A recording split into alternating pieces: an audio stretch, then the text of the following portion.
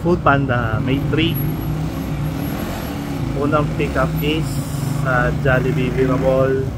Ito ang pangalawa, Raffy's Coffee, dito sa may Abazanos lang. Pang-apat na pick up, ayan, yan, Great Greens, dito sa Promenade Building. Pang-limang pick up, Burger King.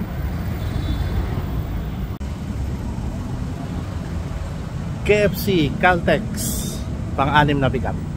Medyo matagal-tagal pa. Pang-pitong pick up, yeah, Recess Food Alley, dito sa etong potato corner ang pick up. Ang tagal ko na naman hinintay itong pick up. Pang-walong pick up, Burger King Ortigas ulit.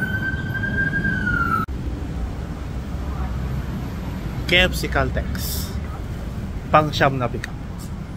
Ay naku, matumal na naman.